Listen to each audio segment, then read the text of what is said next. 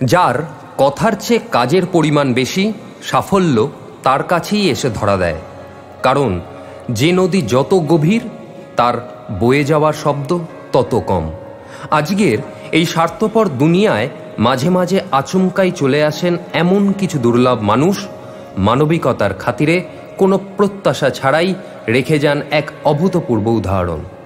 আদি সপ্তগ্রামের বিবেকানন্দ আশ্রম গত কয়েক দশক ধরে সহায় সম্বলহীন শিশুদের থাকা, খাওয়া, শিক্ষার দায়িত্ব সুনিশ্চিত করে এমন মহৎ কাজ করে চলেছে, যাকে সাধুবাদ জানানোর ভাষা নেই।